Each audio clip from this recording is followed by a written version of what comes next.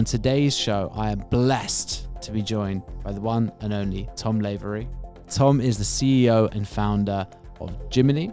He is a former senior vice president at Rewards Gateway and an all-round sales guru. I think at my core, I'm a salesperson. That's my domain experience. That's where, I learned how to get going in life. There seems to be like a whole new appreciation of sales again.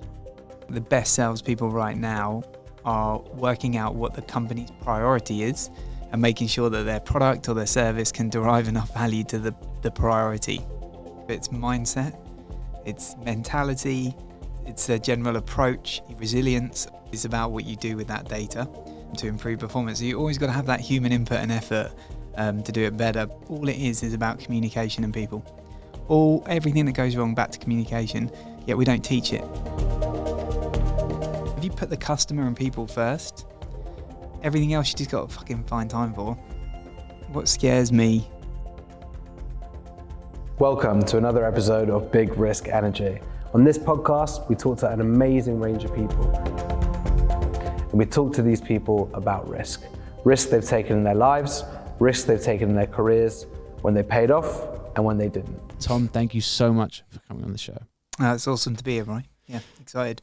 I had an amazing conversation with you a couple months back, and I was genuinely so grateful for the generosity you had in terms of sharing knowledge and information, and obviously someone who's gone through the journey with multiple businesses in the way you are, and multiple exits, PE-backed companies, all these amazing things to do. I really was blown away at the fact that you gave me some great time and some amazing advice. So big thank you, and really appreciate you coming down here now. But where did it all start for you? I get that question often. I think.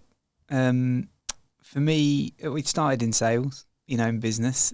I think you never start with this grand plan of, you're probably the same, where, oh God, I'm going to be a founder and I'm going to have this business, I'm going to do that. They're just little steps along the journey. And I think sometimes if you think too far away, that can be a bit dangerous, why haven't I done this yet? So I think everything is a step on the journey. But for me, I grew up in a sales environment. My dad worked in car showrooms and I was always hanging around, and probably that subconsciously did a lot. And then, started in careers in health clubs and management, got into that very quickly.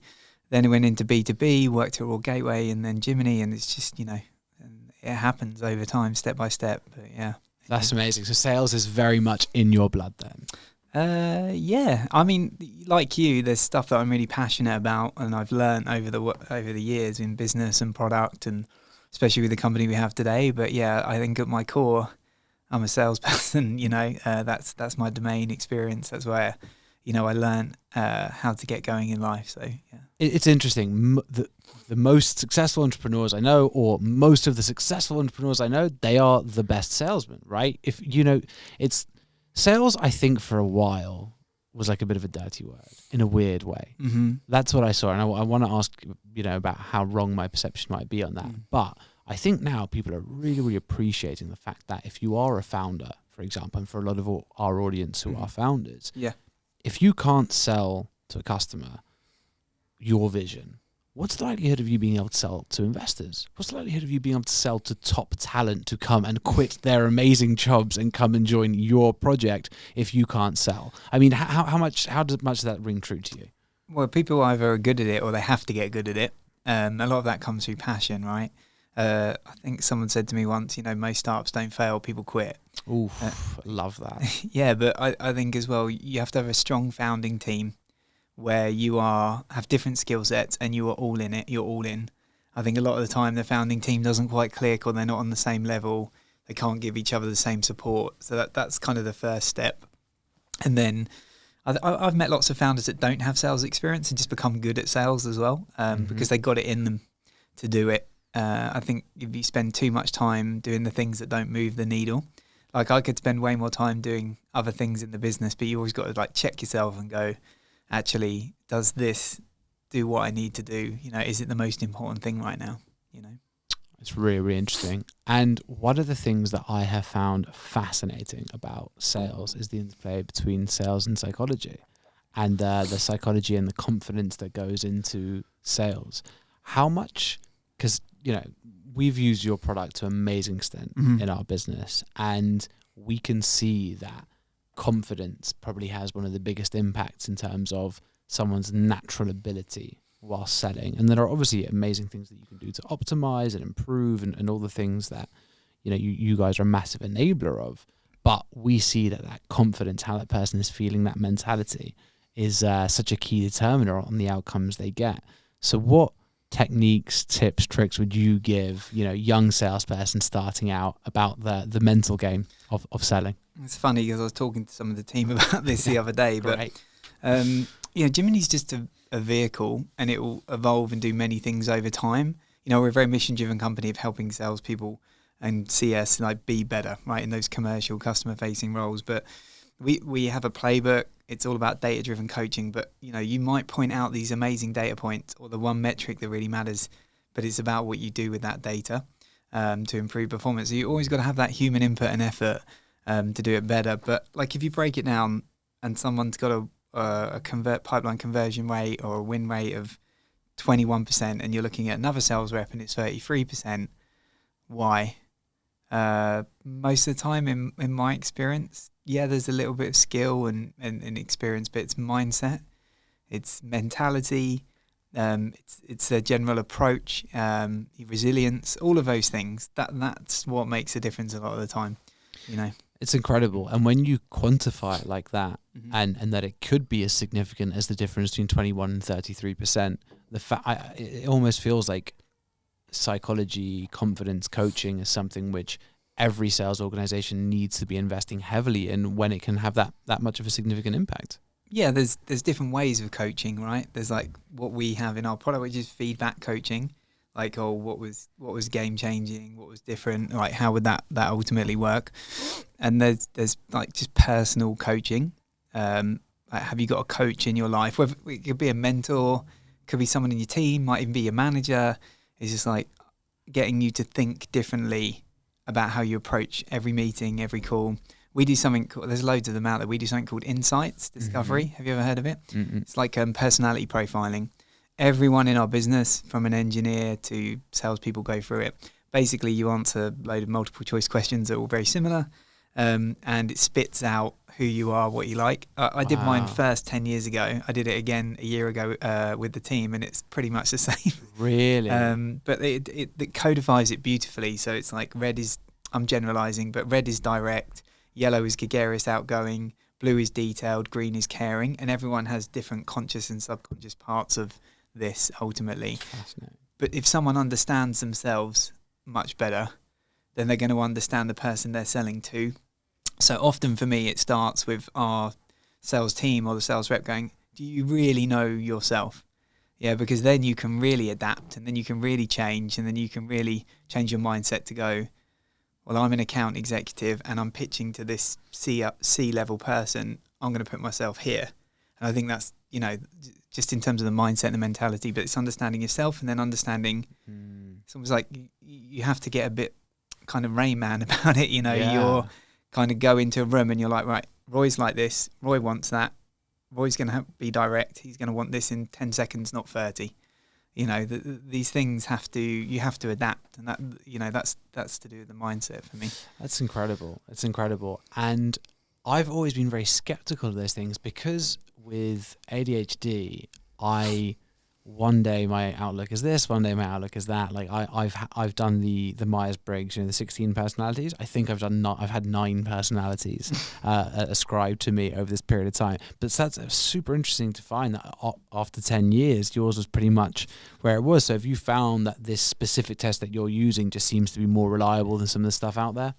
Yeah, I just think it talks generally about strengths, weaknesses. A lot of it is about how you communicate and the communication styles you want. So a lot of it is derived from be short and quick with Roy because, he's got lots of ideas and blah, blah, blah. I haven't been officially diagnosed, but I think there's a good chance that I've got ADHD as well. My wife would say definitely. But there's a spectrum, right, of kind of where you are for sure in terms of levels. But yeah, I've, sitting here now, I can't sit still, because it's just how you are and how you kind of operate. But yeah, I think if you answer it honestly, and transparently, it gives you really accurate results. That's great. And do you find that people are ever sort of pushing back when they get their assessment and it's telling them they're XYZ? They're like, I'm not XYZ. There's always a little bit of that, but I think most people, once they go through the training and they understand the theory behind it, actually get it. But look, again, in our business, just under 100 people or whatever, you're hiring for a certain skill, you're hiring for a certain culture, and we're hiring for team. That's more important than ever. Is this person a team player? Because they could have the best skill, they might even fit the culture, but do they work well as a team? Is more important than ever in a modern environment, I think. That's fascinating. Going back to my point about sales being a dirty word, even over the last sort of 3-4 years, and I think especially, post economic turmoil over the last 18 months, there seems to be like a whole new appreciation of sales again in a way that I haven't seen for a long time. That people are like, okay, yeah, because during 2021, it was like, yeah, you got an amazing product, you got all these things. And now it's like, okay, but can you sell it? Like, where's the sales? Where's the revenue? And I think that's a really useful shift in terms of companies becoming more revenue focused on those really important fundamentals on the unit economics rather than a lot of the vanity metrics that I think were pumping up what we were seeing in the markets across 2021. Have you seen an impact on that in the way that you're able to acquire customers and on your position in the market? How do you see the perception of sales changing over that period of time?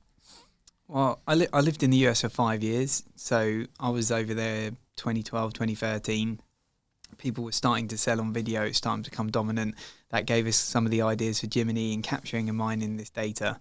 But ultimately, when you look at going through COVID, people have had to get better at selling. Selling on video is harder. If I went and sat in a meeting with you and had a coffee and shook your hand and blah, blah, blah, blah, blah, it's much easier. People go on Zoom or Teams and become robots, right? It's weird. Like, you have to kind of ease people in. It's harder to build a relationship. So people have had to learn to do that. And then I think, every business now has got 1,000 pains. Yeah. But what they're going to have 1 or 2 priorities. And I think the best salespeople right now are working out what the company's priority is and making sure that their product or their service can derive enough value to the priority. Because, here's a pain, here's my product, it's not enough. Yeah, okay. So it's evolving for sure. And I think people have to be better. People have to be better at telling stories. We all know the old adage, the salesperson used to have all the power. Now everything's online, review sites, whatever. So people's expectations, definitely, I can speak from our customers, is they want a partnership. They don't just want to buy shit anymore. They want a partner that's going to help them, do it in an amazing way. Really, really interesting. And I think it's one of the things that I've seen across a few of the businesses that I've invested in. What they've found to be a really key part of that story is, for example, if they're looking at channel partners, actually they want a partner who the partner's customers are going to spend more with the partner if they can use your technology successfully. Right, it's like there's so much value in that, and it's no longer like you can make a 5% referral fee. It's actually me distributing your product is going to benefit me in that big way. So I think we are certainly seeing a lot more requirement to demonstrate that value, and for that value to really go beyond just maybe like a referral scheme, something like that. So I think that's one of the big changes that I've seen there, and I think that investors are putting a lot more emphasis on it. From what I saw in 2021, it was all about, okay, great, well, we need to be shooting for product-led growth, and we need to be really shooting for virality coming from the product itself. And obviously that is amazing when you can achieve it. But now I think there's a hardcore realization that in order to achieve product market fit, you don't arrive at product-led growth overnight. You don't arrive at product market fit overnight. It's a multi-year battle between the company and the market, driven by sales and marketing, for you to have enough goes at selling your product to understand where that product market fit is. And I think that is obviously only achievable through sales. And I think investors are really, really starting to put more emphasis on that.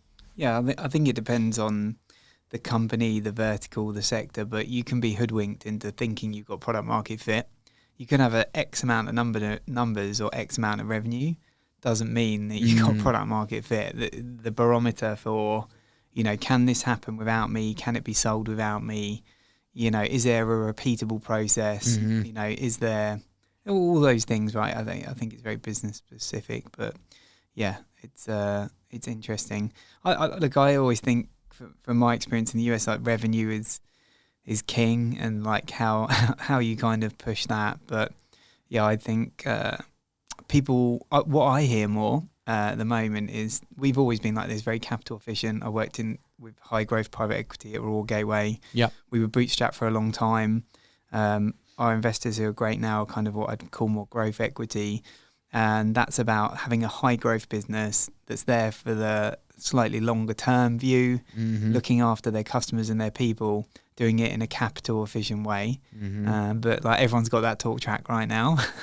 I'm sure it will change again, but like companies, definitely have a different view on how they think businesses should be operating. But that's kind of norm for us. We've always been like that, but I don't think for most people that's an adjustment.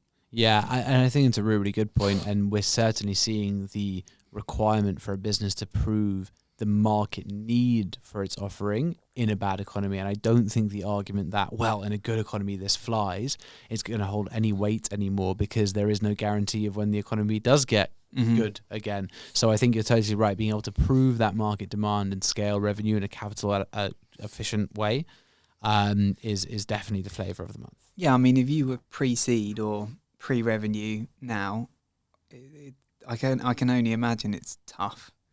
Yeah, because people have just got blinkers on about stuff. Doesn't matter how good your product looks or what pain it solves. It would be harder. Yeah, in a lot of instances. I think it's quite rare for me to say, I think the government's done a great job with increasing that SEIS allowance to 250k. Obviously, that is such a lifeline for those businesses. I think the ones who are really struggling right now is if you're one of those EIS companies where you don't have that same level of the tax benefit around the investment, but you're too early for any product market fit or significant revenue, and you're competing with EIS companies raising EIS, which are already at that point. It's very difficult right now, I think. Well, yeah, tenuous link to going back to, how much do you refine the product, like you said, versus just getting out there and selling it. I mean, we sold vapor, like where just talking to people, just getting their feedback before it was even finished, waiting, and then sold. I've said this many times, but I'd say we were telling people it was beta and charging $65 a user, but it's definitely alpha. Yeah. And of course. But when you've got 10 customers and they're all paying, and you care and they care, that you learn fast. So the biggest bit of advice I could give to anyone listening who's a founder is just sell it, get out there, charge for it, and then you'll learn much faster. Yes. Than doing free or anything else like that. And absolutely that. And I think because we live in a very, very, in some sense, a moralistic society, people do care about morals, or at least claim to. I think a lot of founders that I see, they see a moral issue with selling a product vision versus where the product is right now. But the reality is you need to do that in order to start learning. Yeah, but I would just get them to look at Crossing the Chasm, the book. Yeah. And you're not looking for, you're looking for the person who buys a flat screen TV when it's 10k. Yeah. Not for the person who waits that everyone's got one and it's 1k, in Tesco or whatever, So you're looking for the innovators. You're looking for the buyer that takes a risk and does something different. So as long as you find them out, you'll be safe because they know what they're getting themselves in for. They're taking a risk too. At the same time. Yeah, that's perfectly put. I think it's amazing advice for founders. I was sitting down with one of my biggest investors yesterday, and he was just saying, we've seen so many companies who have spent 3 years trying to perfect a product, and then they start selling it and then realize there's a fundamental flaw in the business model, and actually that product, even though the product itself was great and looked brilliant, actually it was no longer serving a market need. So that's it. Quick and dirty MVP. Figure out what the hell's going on and then invest to make the product what it needs to be. I think the thing with that is nothing's ever finished. Yeah. It's never finished. There's always something else you can build. There's always another bell and whistle you can put on. There's always another feature. It takes years to refine a product. So you might as well start selling it, and then, a huge amount of our roadmap, is driven by our customer. And I think, on that journey, if people are thinking, how do you get from X to Y in revenue? It's just talk to customers and listen. They know what they want. For a good 50, 60, 70% of your roadmap can be driven by that. Yes. The great thing about customers is they're not shy of telling you what else you could do to make yourself better, right? And it's great. It's the beautiful thing about customers is they will let you know. Yeah, exactly. Okay. There are 5-6 questions I ask everyone. Not quick fire. We'll just talk around these, but I'm with the journey you've been on, I'm super intrigued to understand a bit more about you as a person on this side. So what do you think the single biggest risk you've ever taken was, and what was the outcome? That's a good question. I was intrigued to understand what the questions are because I didn't know. I know it sounds silly, but I grew up in a town called Worthing, which is near Brighton, and I probably just when I was 18, I was like, I'm leaving. Yep, and I'm getting out, and I'm going to do something different, and I moved to London, and then I was in London and worked abroad for a little bit and then lived in the US, and then I went on my journey, so I think when fundamentally down, like I got out of the town that I was born in, and it's a great town. I've got lots of mates there and stuff like that, but I think ultimately that was a risk. Most people don't do that. Most people stay where they were born or in and around there, and for me, taking that step and just, it feels a long time ago now, is probably the best thing I ever did. Wow. I actually read something about this a couple of months ago. 90% of people are born, live and die within a 5-mile radius. It's amazing to see how few of us do move out to different things. So what was the plan when you were 18 and left? No plan. No plan, Roy. I just went up to London. My auntie lived in Battersea very kindly, let me stay in her spare room, and I just started applying for jobs. Nice. Okay. And what was the first job that you landed? Working in a health club. There's a brand new health club at the back of Paddington Station. It was like a pre-sale, so we were selling to like Visa, Prudential. So I got exposed to different things. But yeah, that was the first job. Okay, interesting. And in your career, in your life, is there anything you wish you did differently?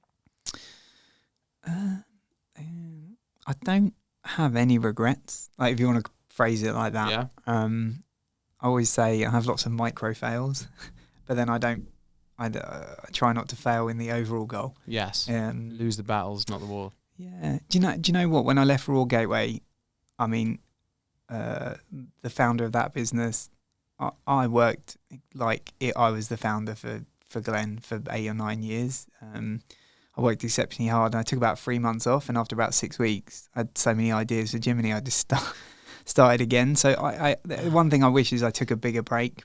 And I think anyone who gets that opportunity to take a gap in between high pressure jobs, founding companies, if they're lucky enough to have those opportunities, make sure you take that break. I think it's important. Time is everyone's best commodity, right? You want time, family, friends, whatever. So yeah, I just wanted to get into it again too quick. In hindsight, if I'd taken 4 or 5 months, it wouldn't have made a huge difference to kind of where we are today. Yeah. That's a really, really interesting one. And I was fortunate after we sold Real Sport, I spent 17 months between that and founding Connected, and I was just angel investing. Thank you. Yeah, I was angel investing. I was doing stand up 4 nights a week. I was loving it, and just going to the gym loads, and just it was one of them where my co-founder at Real Sport, my last business, he did what you did. So 3 weeks later, he had founded something new, and part of me was jealous. I was like, "Oh God, like I'm getting lost behind." You know what I mean? Like, "Oh, he's onto something new. I should really be on something new." FOMO, exactly that. And it was a hard moment in time. It was such a mental shift operating at that level for so long, as you said, and I was really, really, really grateful to have that time off, and I certainly think it's helped toward what could have been burnout much easier. But how do you manage that side? Because obviously the Jiminny journey has been insane, right? It's not exactly like it was a slow starter. Yeah, well, I think it's that thing about enjoying the journey as well. You know that. You've been successful and you've had a transaction, sold a business. Like, there's no fucking parade and everyone's coming around your house after slapping you on the back. It kind of just happens, and then that's it. And then you're kind of high, and then you're a bit low. Yeah. Because you've kind of hit a goal. So then you have to kind of revisit again. I don't try and define myself as anything. Like, I'm not Tom, the great salesperson, not Tom, the CEO. Just learning. That's my intro fuck Yeah. then. Oh yeah, no, but like no, but I just mean that like one day I might do this, one day I might do that. I'm on a journey, I'm learning. So I think when you try and define yourself as something, when you're not that thing anymore, it becomes painful. Yeah, maybe I'll be a chairman, maybe I'll do this, and I think if you try not to wrap yourself up in just being one thing, that tends to help me kind of mentally deal with it. It's really interesting because I certainly for myself, like one of my biggest fears is my identity is so linked to being this character, this role, right? And it means that for a lot of founders who are in that situation, and I'm sure we both know lots of them, where everything revolves around they are CEO, founder, for example, is if it doesn't work out, it's like an identity death, right? It's like a real crisis there, and I see it happen to a lot of people. I think it's very, very difficult. So I think it's amazing that you've got the stoicism to be able to say, or at least take a step back from it and say, well, actually, you know, I'm not going to put myself in that box and tie my identity in that strongly. So, okay, on to my next question. What are you proudest of? Do you know what? I've answered this question before, and I think if I think back to Raw Gateway, and even Jiminny was still a part way through the journey of where I think we can get to as a business, a company. Raw Gateway, you know, shitty little office in Notting Hill, 8 people, and now there's like 450 people, you know, $1 billion business, whatever. So for me, that I guess piece where there's so many people who are contributing to the economy, have a fantastic career, whether they're there or not, and gone along a journey. So I'm quite proud of that.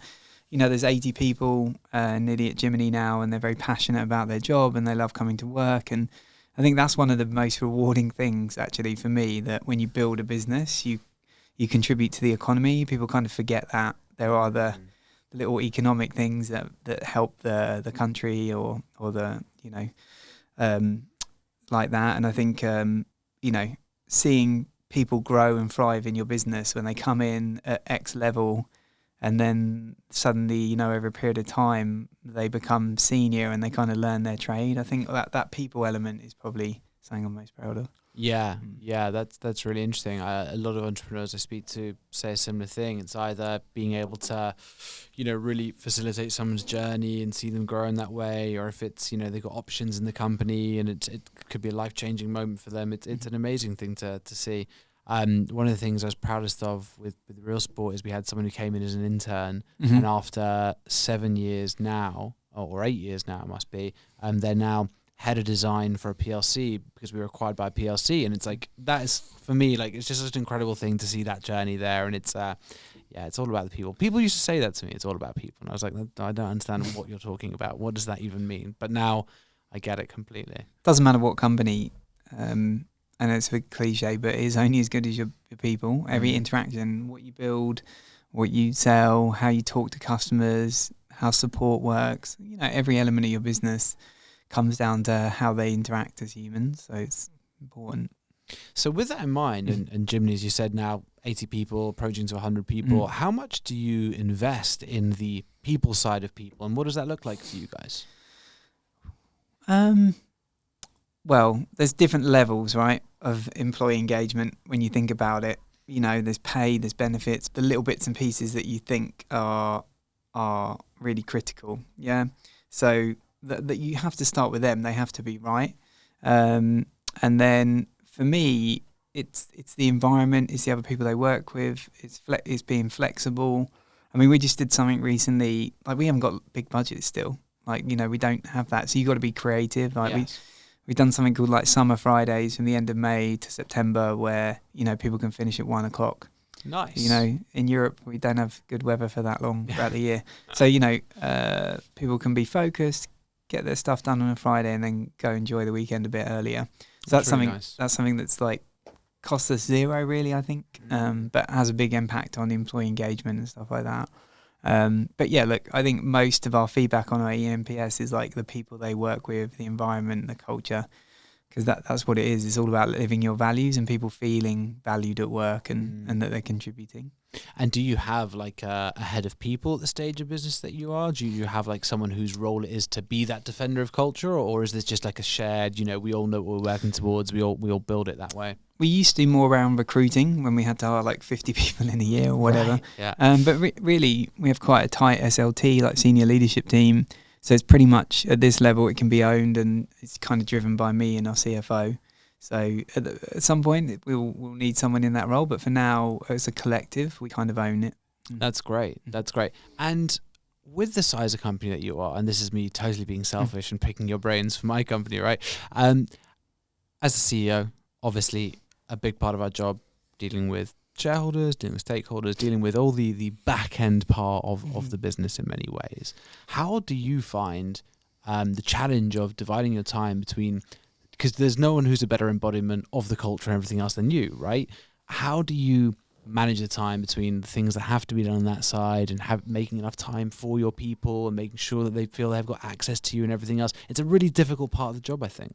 Yeah, people look from the outside in and go, oh, you're CEO, you're the top. No, you're not. You're in a sandwich. Yeah, yes, exactly. Because you're in the middle and you got the investors, everyone else, backers, whatever, however your business works.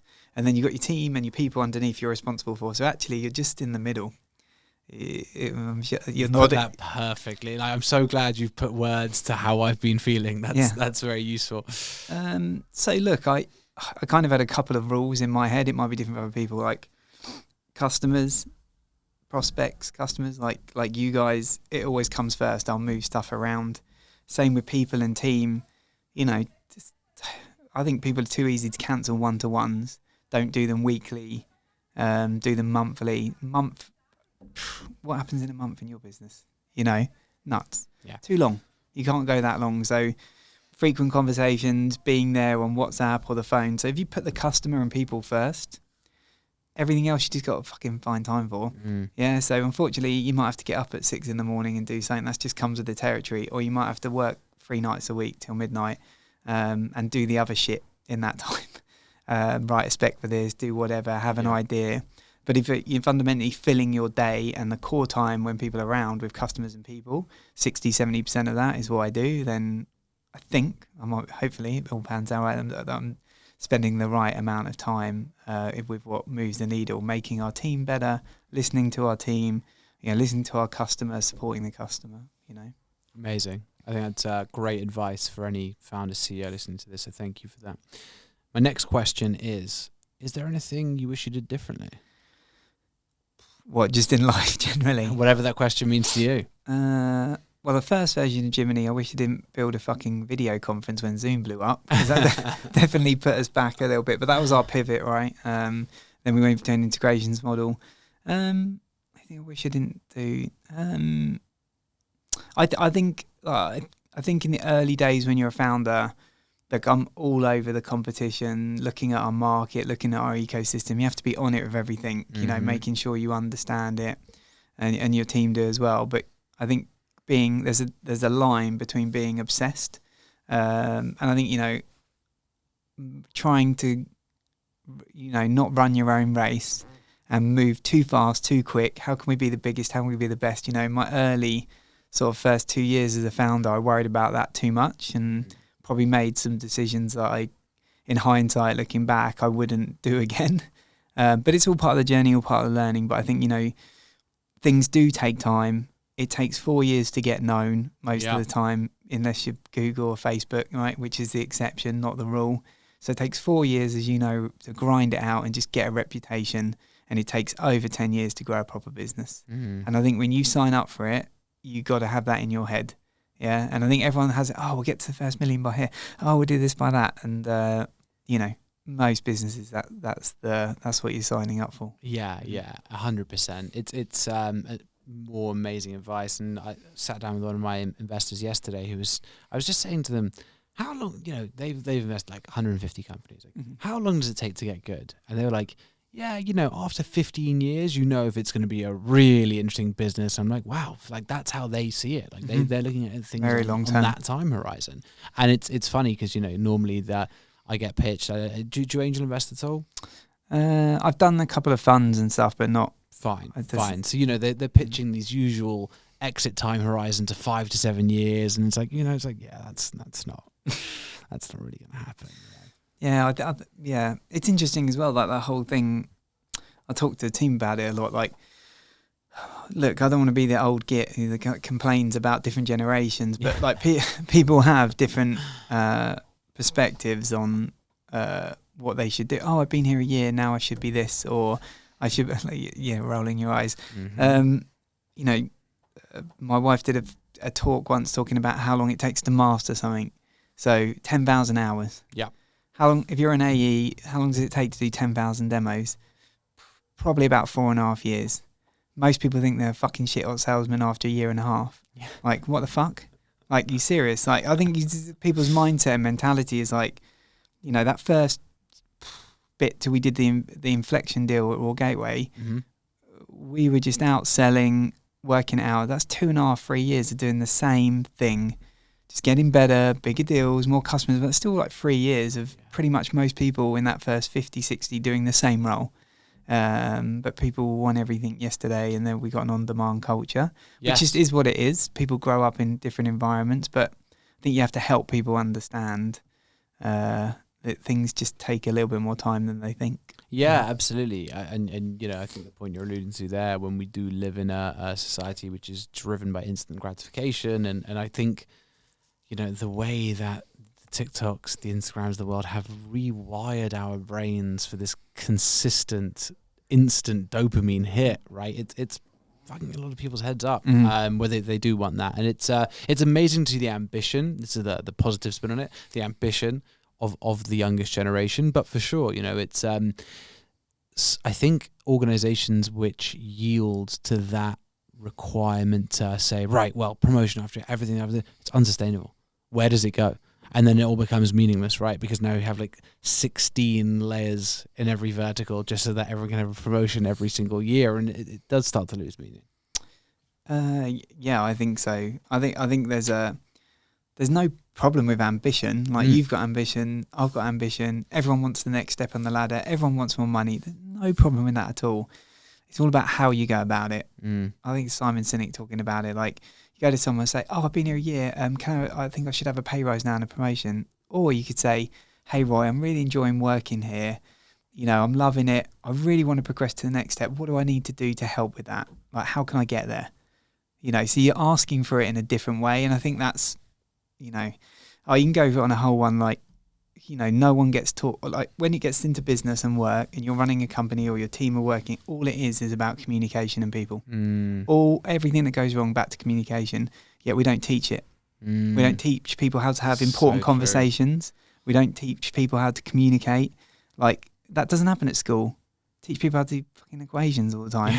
Don't use that when you're running a business. Like, so I get it. Like, the whole system's messed. We need to be teaching different things at different levels, or not that you don't do those things, but you do a lot of other things as well to learn how to be better person. Yeah, it's so true. And I'm not surprised to see how many entrepreneurs that I know who have exited being an entrepreneur one way or other, who are now fascinated by psychology. They all want to go back and study psychology. They want to go back and study neuroscience because they've learned it's all about people, to our previous point. And it is a really, really interesting journey and one of looking in the mirror about who you are as a person and what you see in other people. And I think it's a really interesting part of the founder journey.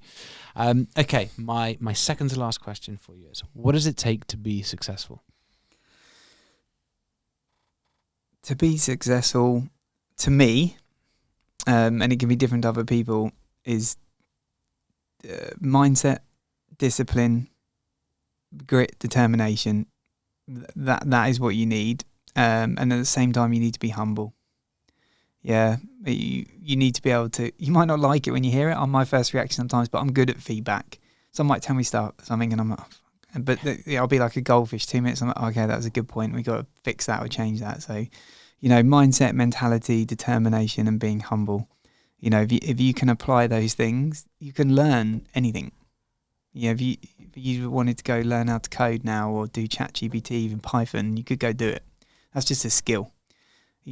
the other bit you got to train yourself to do. Yeah, I talked about this recently in one of my talks I did. Is like you don't wake up motivated every day. Doesn't matter who you are. Yeah, but if you get up at 5:30 and go to the gym 4 or 5 days a week, that's just discipline. Yeah, that's not motivation. I'm not motivated to go to the gym every day. Some days you do a 5K run and it's really fucking hard. Other days you're like, oh yeah, I'm killing this. But it's just about discipline and mindset and getting into a rhythm. And I think that sometimes with that ADHD that you talk about is like you like routine and you like control, and that often spurns out into like OCD and different things like that. So, you know, I think it becomes easier for CEOs and founders who have that because they want, you know, to be, everything's got to be great, everything's got to be perfect, got to do this, won't give up. Kind of comes more naturally, I think, when you have that. It's really, really interesting. I love the point about motivation and discipline. By the way, I think you're spot on. If we were all motivated all the time, things would be easy, right? It's about what happens in the 90% of the time when we're not motivated to do the things that we need to do. And also, a really interesting point on the scheduling piece. I'm up at 4:45 every morning. I thought you might be. I have my half-hour routine on lock, and it's like it's been about turning down that voice, which is like, oh, I can hit the snooze button. And I want to hit the snooze button so badly, but it's like, no, I need, my time is boxed. Like I need to go and make sure this happens. Otherwise my life becomes a mess, right? I'm 6 days without a schedule away from being homeless. That's how I see my life at any point, right? You've got to be on that. Yeah. You know, you've really got to be on that route. No, amazing advice, Tom. Okay. My last one for you is, and I haven't prepped you on this question at all.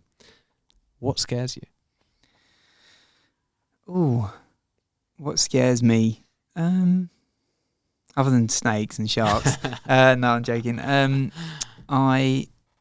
think what a lot of the time, it sounds pretty obvious answer, is like the fear of failing, probably. Feeling like you got something to prove to someone all the time.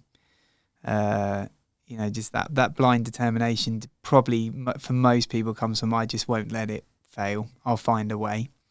So I think subconsciously, probably the fear of it not achieving.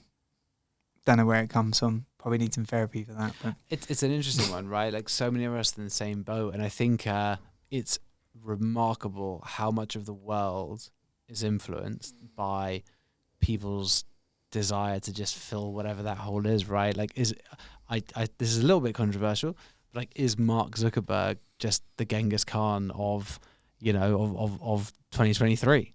Right? Like, is it still the same human desires to like see yourself replicated in other places, the same human desires to, fill these needs? And I think that's it's one of the amazing, scary and exciting things about life, right? But it also speaks to the power that any one individual has. You know, if that fear or that love or that passion or that strength is big enough within you, no limit to what you can achieve and how much change you can impact. Agreed. Tom, anything you want to plug? Ooh. Look, if anyone's interested in Jiminny, I know you guys are big fans, you can go to www.jiminny, which is 2 N's, JMINNY, and you can go find us there, or you can look me up on LinkedIn. I'm always happy to have a chat or help anyone along the journey, especially any founders or CEOs who are, 1 or 2 stages behind us in the journey. More than happy to have a chat. Tom, you're a legend. Thank you so much, mate. Cool. Thanks, Roei.